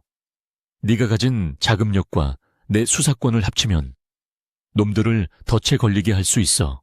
이수는 탁자 위에 놓인 노트북을 켜고 자신이 밤새 구상한 작전 지도를 태준에게 보여주었는데 그것은 단순히 방어가 아닌 치밀하고 대담한 방역의 시나리오였다. 태준은 이수의 브리핑을 들으며 감탄을 금치 못했는데 그녀는 더 이상 7년 전의 순진한 법대생이 아니라 적의 약점을 정확히 파악하고 급소를 찌를 줄 아는 노련한 승부사가 되어 있었다. 완벽해. 이 정도면 김 의원뿐만 아니라 그 뒤에 숨은 거물들까지 줄줄이 엮어 넣을 수 있겠어. 태준은 만족스러운 미소를 지으며 이수의 손을 잡았다. 근데 이 작전을 실행하려면 조건이 하나 있어. 태준의 말에 이수가 의아한 듯 물었다. 조건, 그게 뭔데? 태준은 진지한 표정으로 하지만 눈에는 장난기를 가득 담고 대답했다. 앞으로 24시간 내 옆에서 한시도 떨어지지 않을 것, 밥도 같이 먹고 잠도 같이 자고 수사도 같이 하는 거야. 알겠어. 이수는 얼굴을 붉히며 그를 째려보았지만 싫지 않은 표정으로 콧방귀를 뀌었다. 꿈 깨세요, 회장님. 잠은 따로 잘 거야. 하지만 밥 먹고 일하는 건 봐줄게. 두 사람은 서로를 바라보며 웃음을 터뜨렸고 병실 안에는 전우애와 사랑이 뒤섞인 묘한 기류가 흘렀다. 이제 그들은 단순한 연인이 아닌 거대한 악에 맞서 싸우는 가장 강력한 파트너가 되었다. 7년의 침묵 끝에 엘리베이터 안에서 확인한 서로의 진심은 그 무엇보다 단단한 갑옷이 되어 그들을 감싸고 있었고 다가올 폭풍우 속에서도 결코 흔들리지 않을 것임을 예고하고 있었다. 태준은 창밖으로 밝아오는 아침 해를 바라보며 속으로 되뇌었다. 기다려라. 이제 사냥을 시작할 시간이다. 화인그룹 본사의 최상층 집무실이 아닌 강태준의 펜트하우스 거실은 이제 거대한 작전 상황실로 변모해 있었는데 벽면을 가득 채운 대형 스크린에는 실시간 주식 차트와 미르건설의 자금 이동 경로 그리고 김 의원의 비공식 스케줄이 쉴 새 없이 흘러가고 있었다.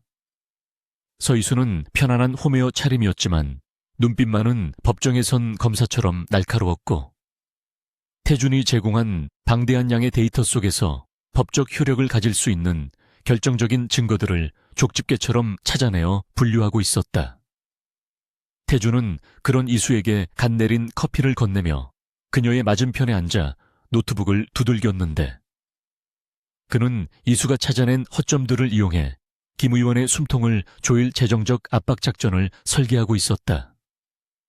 두 사람은 마치 오랫동안 손발을 맞춰온 파트너처럼 말 한마디 없이도 서로의 의도를 완벽하게 파악하고 있었고 그들의 머릿속에서 그려지는 그림은 김 의원과 그 배후 세력을 단번에 무너뜨릴 치밀하고도 잔혹한 덫이었다. 이수는 김 의원이 조성한 불법 비자금이 문화재단이라는 합법적인 간판 뒤에 숨어 미술품 경매를 통해 세탁되고 있다는 사실을 밝혀냈는데 이는 정치자금법 위반은 물론 조세 포탈 혐의까지 적용할 수 있는 강력한 무기였다. 그녀는 모니터를 가리키며 태준에게 이 자금의 흐름을 역추적하여 계좌를 동결시킬 수 있는지 물었고 태준은 자신만만한 미소를 지으며 화인그룹의 금융 네트워크를 이용하면 단 10분 만에 그들의 자금줄을 마비시킬 수 있다고 장담했다.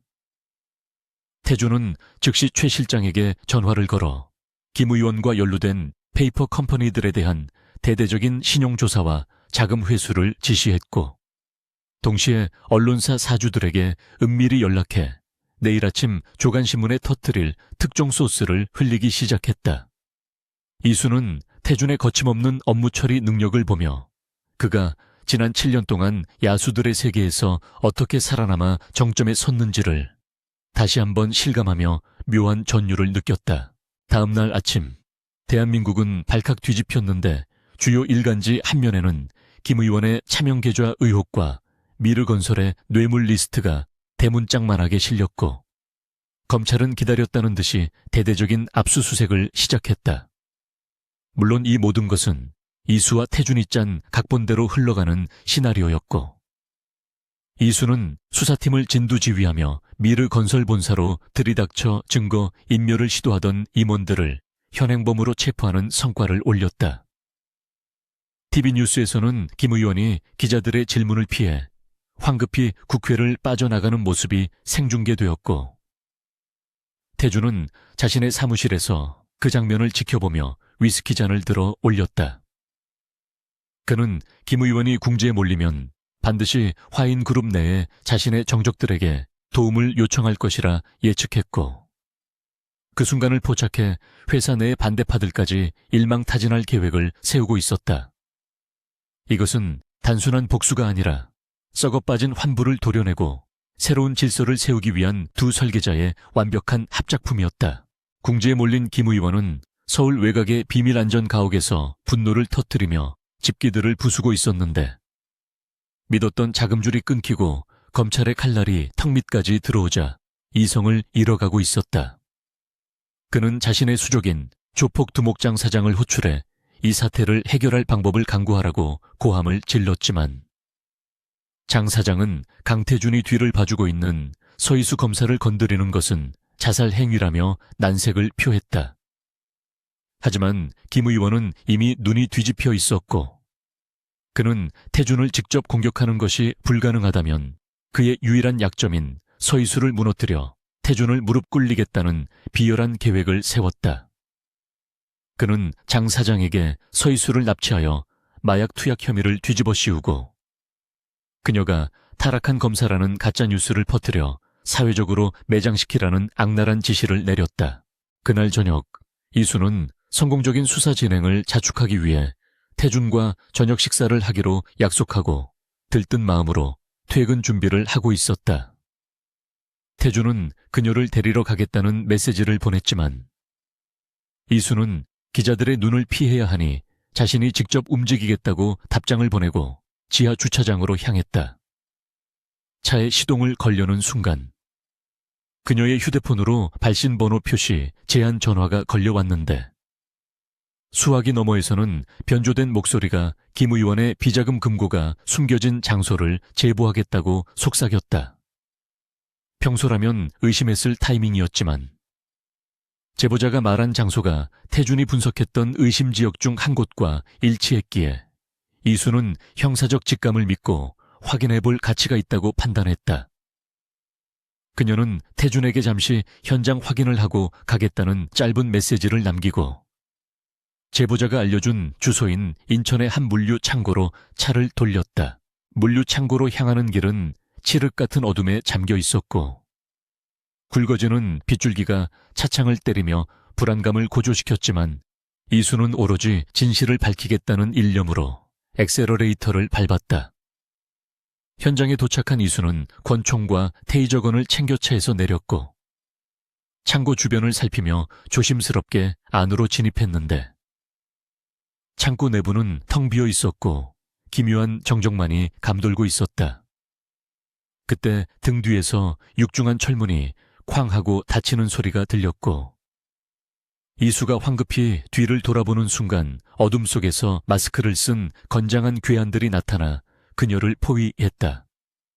이것이 함정임을 깨달은 이수는 재빨리 테이저건을 발사해 선두에 있던 괴한을 쓰러뜨렸지만 수적 열세를 극복하기에는 역부족이었고 곧 뒤에서 날아온 둔탁한 타격에 정신이 아득해지는 것을 느꼈다. 한편 약속 장소인 레스토랑에서 기다리던 태준은 이수가 오지 않자 초조해하며 시계를 계속 확인하고 있었는데 그녀가 보낸 현장 확인 메시지를 본 순간 불길한 예감이 엄습했다. 그는 즉시 이수에게 전화를 걸었지만 전원이 꺼져 있다는 안내음만 흘러나왔고, 위치 추적기를 켜보았지만 신호는 인천 외곽의 도로변에서 멈춰 있었다. 태주는 자리를 박차고 일어나 최 실장에게 당장 경호팀을 소집하고 헬기를 띄우라고 소리쳤고, 그의 얼굴은 공포와 분노로 하얗게 질려 있었다. 7년 전 자신의 무력함 때문에 그녀를 떠나보내야 했던 악몽이 되살아나는 듯했지만, 이번에는 절대로 당하지 않겠다는 결연한 의지가 그의 이성을 붙잡고 있었다. 태주는 자신이 직접 운전대를 잡고 빗길을 질주하며, 이수를 건드린 놈들은 살려두지 않겠다고 피 끓는 맹세를 했다. 의식을 잃었던 이수가 눈을 떴을 때는 낯선 폐건물의 차가운 바닥 위였고, 손발은 단단한 밧줄로 결박되어 꼼짝할 수 없는 상태였다. 머리는 깨질 듯이 아팠고 시야는 흐릿했지만, 그녀는 눈앞에 김 의원이 비열한 웃음을 흘리며 서 있는 것을 알아보고 소름이 끼쳤다. 김 의원은 손에 든 주사기를 흔들며 이수에게 다가왔고, 그 안에는 투명한 액체가 찰랑거리고 있었는데 그것이 무엇인지는 굳이 설명 듣지 않아도 알 수 있었다. 서 검사, 정의의 사도 노릇하느라 고생 많았어. 이제 그 고상한 법복을 벗고 마약에 찌든 타락한 여자로 뉴스에 나올 시간이야. 네가 망가지면 강태준 그놈 표정이 어떨지 정말 기대되는군. 김 의원의 말에 이수는 치를 떨며 반항하려 했지만, 건장한 사내들이 그녀의 몸을 짓누르고 있어 비명조차 제대로 지를 수 없었다. 태주는 이수의 차가 버려진 현장에 도착해 빗속에 떨어진 그녀의 휴대폰을 발견하고는 짐승처럼 울부짖으며 아스팔트 바닥을 주먹으로 내리쳤다. 깨진 액정 사이로 보이는 두 사람이 함께 찍은 사진이 빗물에 젖어가고 있었고, 태주는 그것을 품에 안으며 이성을 완전히 놓아버린 듯한 광기를 드러냈다. 그는 최 실장에게 전화를 걸어 화인그룹이 보유한 모든 사설 정보망과 용병들을 동원해 인천 일대의 모든 폐건물을 샅샅이 뒤지라고 명령했고, 김 의원의 목을 가져오는 자에게는 천문학적인 현상금을 주겠다고 선언했다. 이제 더 이상 합법적인 수단이나 사회적 체면 따위는 중요하지 않았고, 태준에게는 오직 이수를 찾아내 구하는 것만이 유일한 목적이자 생존 이유였다. 그는 채 실려 있던 산탄총을 꺼내 들고 탄창을 확인하며 자신의 손에 피를 묻혀서라도 지옥 끝까지 쫓아가 악마들을 심판하겠다고 다짐했다. 폐건물 안에서 김 의원은 이수의 팔에 주사 바늘을 꽂으려 하고 있었고, 이수는 필사적으로 몸부림치며 그의 손을 깨물어 저항했다. 김 의원이 비명을 지르며 뒤로 물러나자 부하들이 이수의 얼굴을 가격했고, 이수는 입안이 터져 피가 고이는 고통 속에서도 도끼 어린 눈빛으로 그들을 노려보았다. 너희들은 절대로 무사하지 못해. 강태준이, 그가 오면 너희는 다 죽은 목숨이야. 그녀의 말에 김 의원은 코웃음을 치며 다시 다가와 그녀의 머리채를 잡았다. 강태준, 그 애송이가 여기를 어떻게 알고 오겠어. 네가 시체가 되어 발견될 때쯤이면 그놈은 이미 무너져 있을 거다. 김 의원이 다시 주사기를 들이대려는 절체절명의 순간, 건물의 외벽이 폭발음과 함께 무너져 내리며 거대한 헬리콥터의 서치라이트 불빛이 실내를 대낮처럼 비췄다. 헬기의 프로펠러 소리가 고막을 찢을 듯 울려 퍼지는 가운데 무너진 벽 사이로 무장한 요원들이 레페를 타고 쏟아져 들어왔고, 그 선두에는 산탄총을 든 강태준이 서 있었다. 빗물과 먼지를 뒤집어 쓴 채 살기를 뿜어내는 그의 모습은 마치 지옥에서 귀환한 사신과도 같았고, 김 의원과 부하들은 예상치 못한 기습에 혼비백산하여 우왕좌왕했다. 태주는 망설임 없이 천장을 향해 위협 사격을 가하며 쩌렁쩌렁한 목소리로 외쳤다. 내 여자에게서 떨어져 손끝 하나라도 더 건드리면 그 손목을 날려버리겠다. 그의 등장은 이수에게 기적과도 같았고 흐려져 가던 그녀의 의식을 다시금 붙잡아주는 생명줄이었다. 하지만 김 의원은 이수를 인질로 잡고 그녀의 목에 칼을 들이대며 최후의 발악을 시도했고 상황은 일촉즉발의 대치 국면으로 치달았다. 태주는 김 의원이 이수의 목에 칼을 대고 있는 모습을 보자 심장이 멈출 것 같은 공포를 느꼈지만 겉으로는 냉정함을 잃지 않으려 노력하며 천천히 총구를 내렸다. 김 의원, 거래를 하지. 그 여자를 놔주면 네가 살아서 나갈 수 있는 헬기를 내주겠다. 하지만 털끝 하나라도 다치게 한다면 내 놈의 가족부터 친척까지 모조리 파멸시키고 너는 산채로 매장해 버릴 거야. 태준의 목소리는 낮고 차분했지만 그 안에 담긴 사례는 신뢰의 온도를 영하로 떨어뜨릴 만큼 섬뜩했다. 김 의원은 태준의 기세에 눌려 칼을 쥔 손을 떨었지만 쉽게 물러서지 않고 이수를 방패막이 삼아 뒤로 물러나기 시작했다. 이수는 태준의 눈빛을 읽었고 그가 자신에게 어떤 신호를 보내고 있음을 직감했다. 이수는 김 의원의 주의가 태준에게 쏠린 틈을 타 묶여있던 다리의 반동을 이용해 김 의원의 정강이를 걷어찼고 김 의원이 고통으로 주춤하는 사이 몸을 비틀어 그의 팔을 깨물었다. 김 의원이 비명을 지르며 칼을 떨어뜨리자 그 찰나의 순간을 놓치지 않고 태준이 방아쇠를 당겼다. 총알은 김 의원의 어깨를 정확히 관통했고 충격으로 김 의원이 뒤로 낮아빠지자 태준은 짐승처럼 달려들어 이수를 감싸 안고 바닥으로 굴렀다. 요원들이 일제히 진입하여 김 의원의 부하들을 제압하기 시작했고 폐건물 안은 총성과 고함소리 그리고 비명소리로 아수라장이 되었다. 태준은 품에 안긴 이수의 얼굴을 살피며 떨리는 목소리로 물었다. 이수야, 괜찮아. 늦어서 미안해. 정말 미안해. 하지만 상황은 아직 끝나지 않았는데. 부상을 입은 김 의원이 바닥에 떨어진 리모컨을 집어들며 피 묻은 입으로 광소했기 때문이다. 같이 죽자. 이 건물 지하에 폭탄이 설치되어 있어. 김 의원이 버튼을 누르자 건물 전체가 지진이 난 듯 흔들리기 시작했고 곳곳에서 폭발음과 함께 불길이 치솟았다. 태준은 이수를 번쩍 안아들고 출구를 향해 달리기 시작했고 무너지는 콘크리트 잔해들이 그들의 머리 위로 쏟아져 내렸다. 꽉 잡아. 절대로 놓지 마.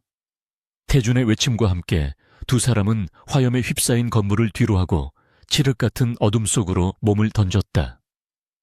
반격의 서막은 끝났고 이제 그들은 생사를 건 최후의 탈출을 감행해야만 했다. 폭발의 굉음이 고막을 찢고 거대한 화염이 밤하늘을 집어삼키는 순간 강태준은 서이수를 품에 안고 창문 밖으로 몸을 날렸는데 두 사람의 몸은 칠흑 같은 어둠 속 허공을 가르며 아래쪽 바다를 향해 곤두박질 쳤다. 차가운 바닷물이 아닌 항구 한쪽에 쌓여있던 폐타이어 더미 위로 떨어지면서 둔탁한 충격음과 함께 뼈가 울리는 고통이 전해졌지만 태준은 그 와중에도 자신의 등과 팔로 이수의 머리를 감싸 안아 그녀에게 가해질 충격을 온몸으로 흡수해냈다.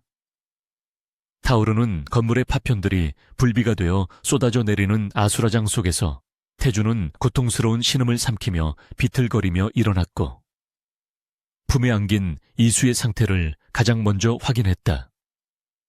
다행히 이수는 타박상 외에는 큰 부상이 없어 보였지만 태준의 등은 이미 파편에 찢기고 화상을 입어 피와 진물이 셔츠를 적시고 있었으며 그의 숨소리는 거친 쇳소리를 내며 불안정하게 떨리고 있었다. 이수는 눈앞에서 무너져 내리는 건물을 보며 공포에 질려 있었지만 자신을 지켜낸 태준의 처참한 몰골을 확인하자마자 비명을 지르며 그의 얼굴을 감싸 쥐었다.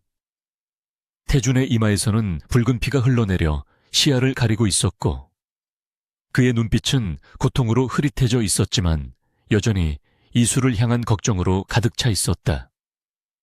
이수야, 괜찮아. 다친 데 없어. 빨리. 여기서 벗어나야 해. 놈이 아직 살아있을지 몰라.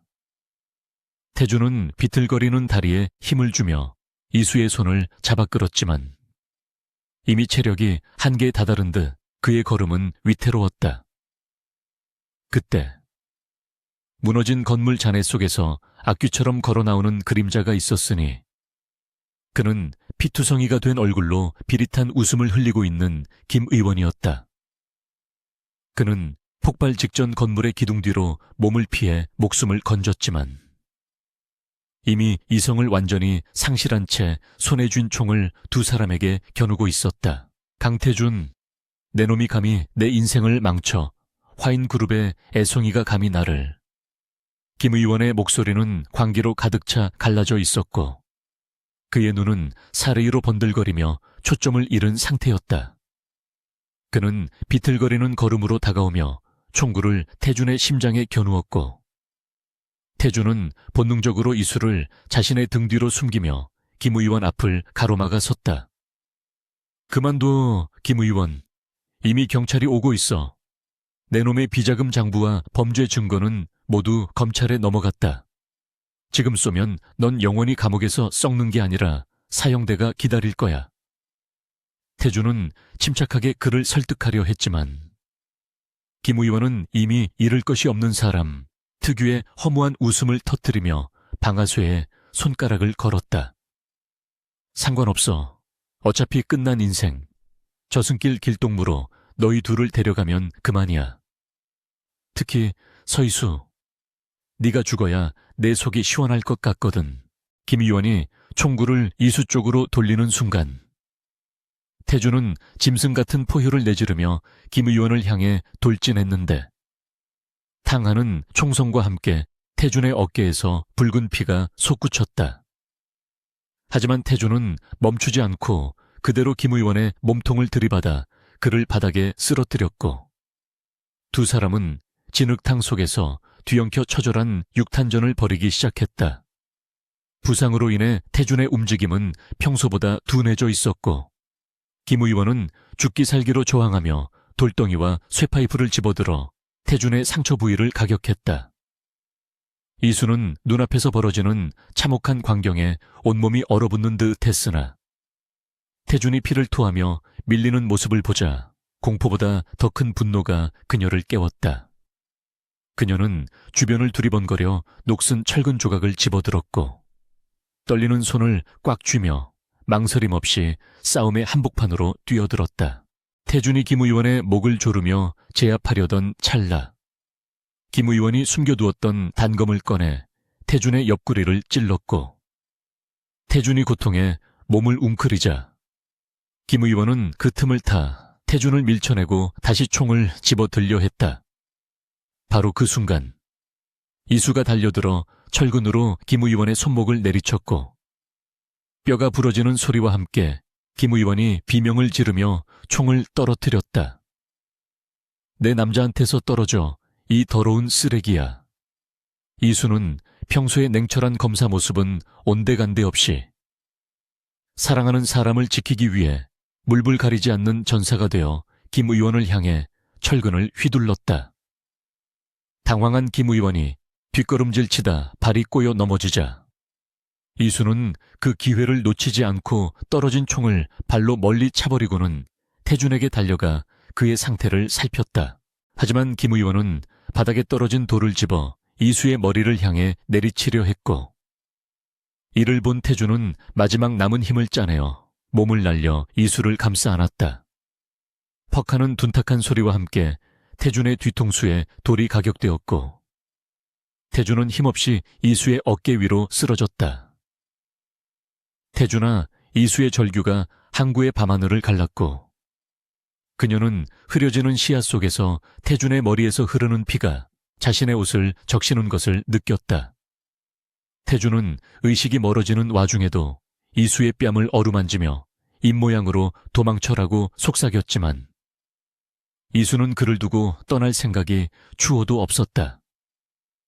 그녀는 태준을 품에 안은 채 도끼 품은 눈으로 김 의원을 노려보았고 김 의원은 승리감에 도취되어 비틀거리며 다시 다가왔다. 참 눈물겨운 사랑이군.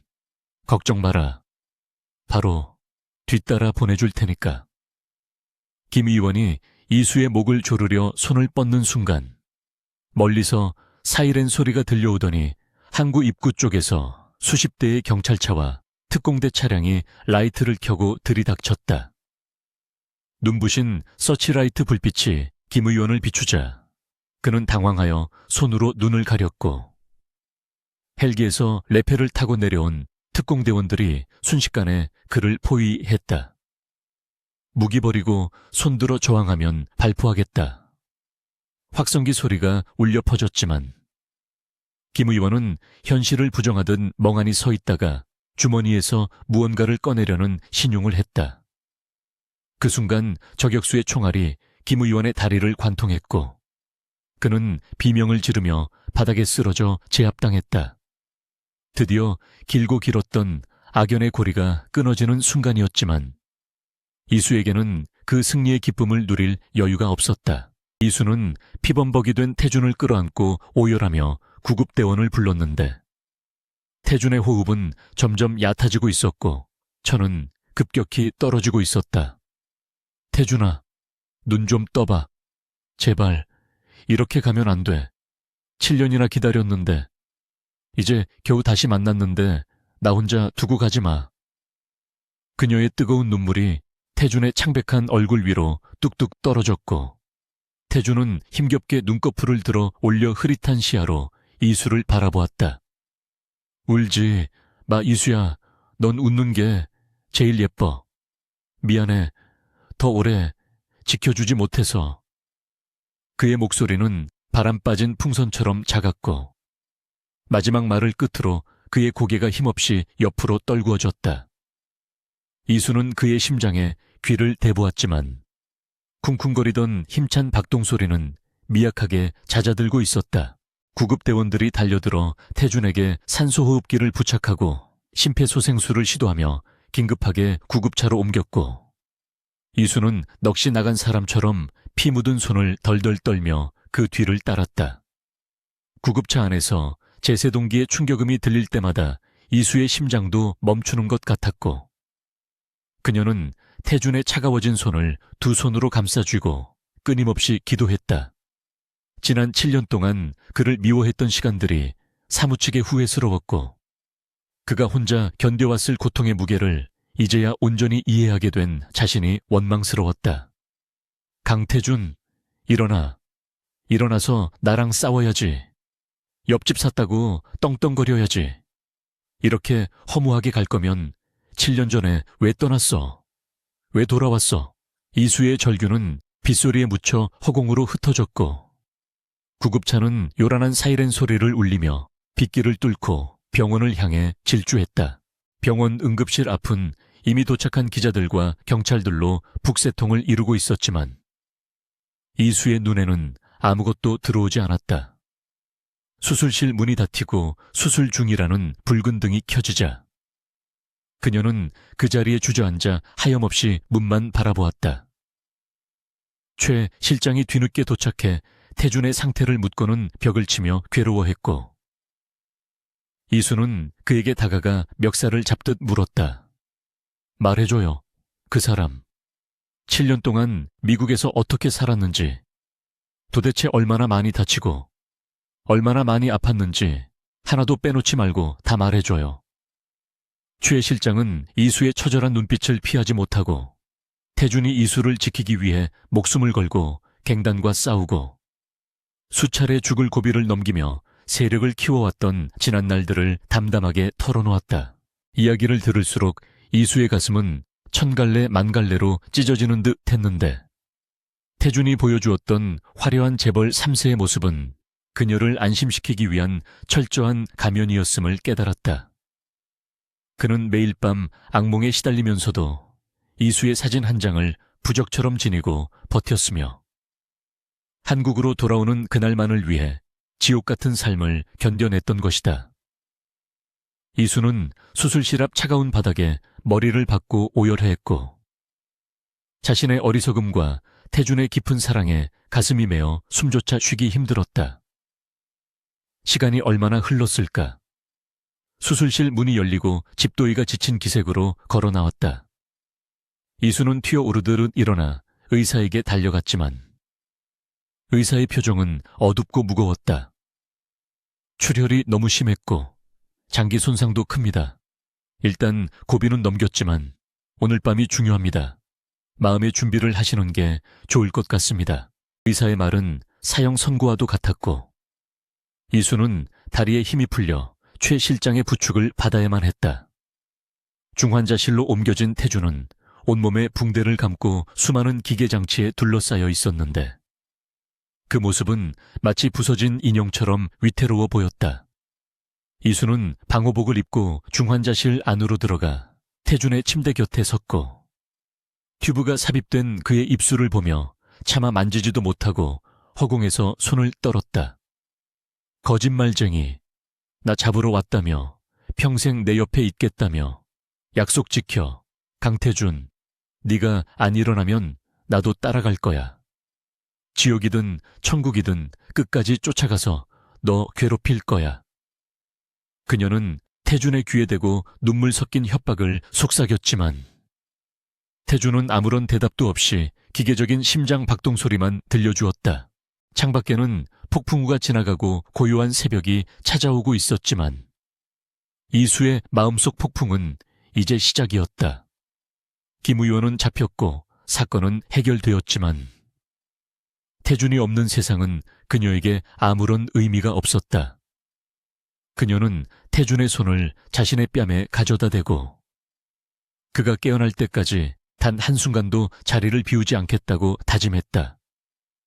병실 밖 복도에서는 김 의원의 구속 속보가 TV에서 흘러나오고 있었고 앵커는 이 사건의 숨은 영웅인 서희수 검사와 화인그룹 강태준 대표의 희생을 대서특필하고 있었다. 하지만 세상의 칭송 따위는 이수의 귀에 들어오지 않았고 오직 태준의 미약한 숨소리만이 그녀를 지탱하는 유일한 끈이었다. 생과 사의 경계에서 두 사람의 사랑은 가장 비극적이면서도 가장 찬란하게 빛나고 있었다. 그로부터 3일이 지났지만 태준은 여전히 의식을 찾지 못하고 있었고 의사들은 뇌부종이 심해 깨어날 확률이 점점 낮아지고 있다는 절망적인 소견을 내놓았다. 이수는 식음을 전폐하고 태준의 곁을 지키며 점차 말라가고 있었고 그녀의 눈은 퀭하게 들어갔지만 눈빛만은 꺼지지 않는 불꽃처럼 타오르고 있었다. 그녀는 태준이 엘리베이터 안에서 했던 말, 네가 옆에 있는데 내가 어떻게 죽어라는 말을 주문처럼 되뇌며 그를 붙잡고 있었다. 그러던 어느 날 새벽, 이수가 깜빡 잠이 든 사이 태준의 손가락이 미세하게 움직였고 심전도 모니터의 그래프가 불규칙하게 요동치기 시작했다. 알람 소리에 놀라 깬 이수는 태준의 얼굴을 바라보았고 태준에 감겨있던 눈꺼풀이 파르르 떨리더니 아주 천천히 기적처럼 들어 올려졌다. 중환자실의 정막을 깨고 강태준의 눈꺼풀이 천천히 들어 올려지자 그 순간 서희수의 세상은 멈춰버린 시계가 다시 돌아가는 듯한 전율에 휩싸였다. 흐릿한 초점 속에서도 태준은 본능적으로 자신의 손을 잡고 있는 이수의 존재를 감지한 듯 손가락에 힘을 주었고 산소호흡기 너머로 미약하지만 분명한 생명의 온기를 전해왔다. 이수는 터져나오는 울음을 손으로 틀어막으며 의료진을 호출했고 의사들이 분주하게 움직이며 태준의 상태를 체크하는 동안 그녀는 단 한순간도 그의 시선에서 벗어나지 않으려 발버둥 쳤다. 마침내 산소호흡기를 제거하고 거친 숨을 몰아쉬던 태준이 갈라지는 목소리로 처음 내뱉은 말은 이수가 지난 며칠간 그토록 듣고 싶어 했던 그의 심술궂지만 다정한 목소리였다. 시끄러워서 깰 수밖에 없었어. 지옥 끝까지 쫓아오겠다는 검사님, 협박이 너무 무서워서 말이야.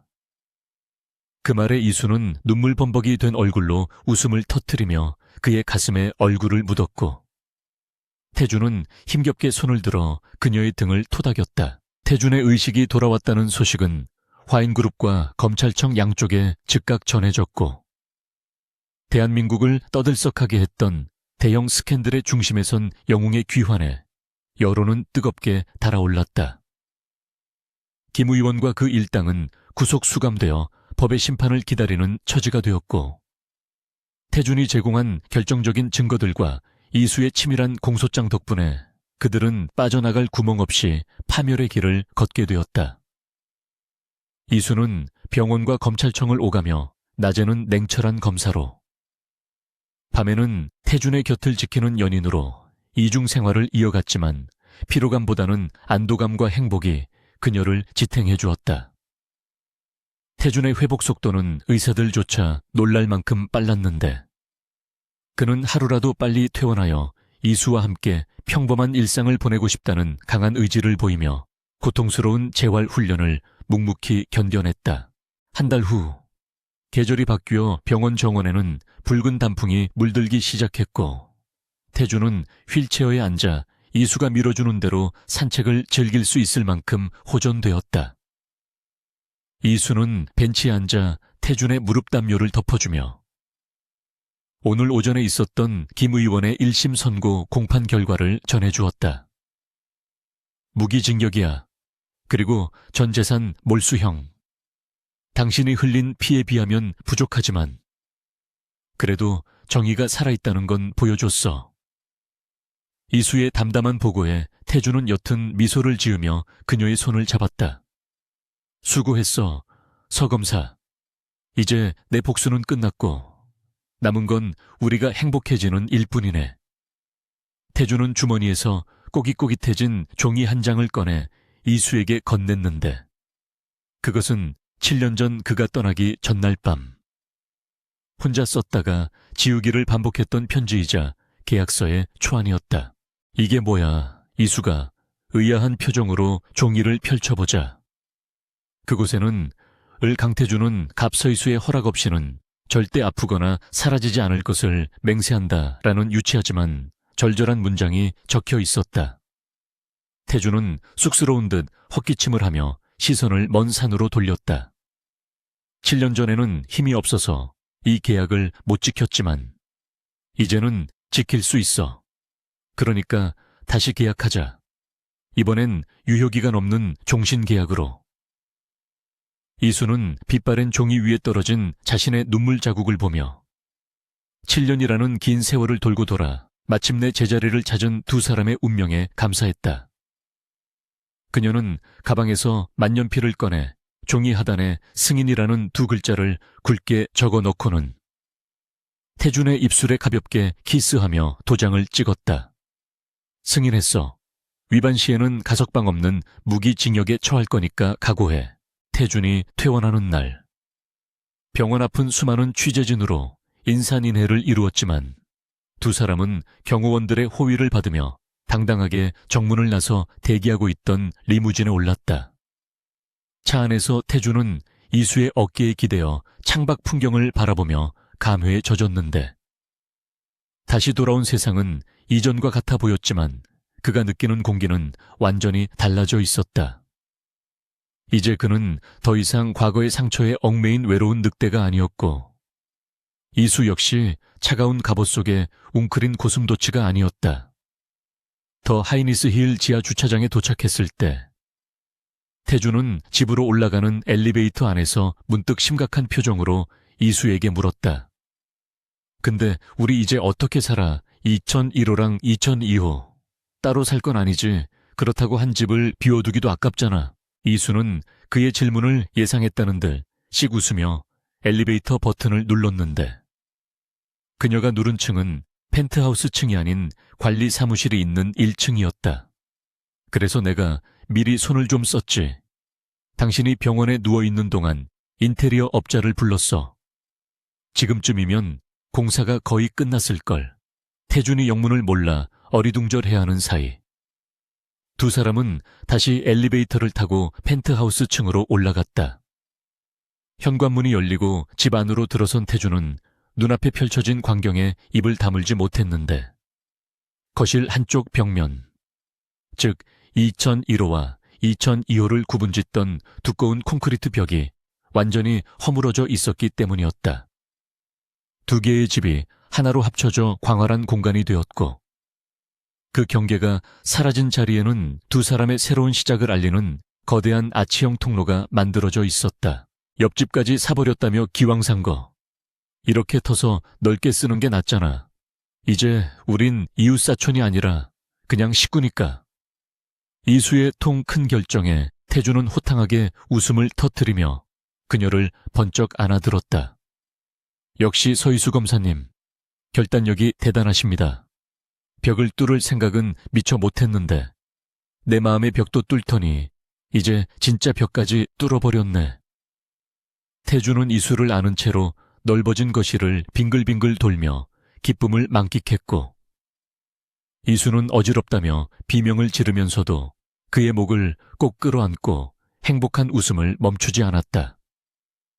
부서진 벽의 잔해는 말끔히 치워졌고, 그 자리에는 서로의 공간을 자유롭게 오갈 수 있는 길이 열렸으니, 이는 물리적인 통합을 넘어 두 사람의 인생이 완전히 하나로 융합되었음을 상징하는 것이었다. 그날 밤, 두 사람은 합쳐진 펜트하우스의 테라스에 앉아 서울의 야경을 바라보며 와인잔을 기울였다. 김 의원 사건 이후에도 세상에는 여전히 수많은 악이 존재하고, 이수는 검사로서 그들과 싸워야 했으며, 태주는 기업가로서 정글 같은 비즈니스 세계를 헤쳐나가야 했다. 하지만 이제 두 사람은 두렵지 않았다.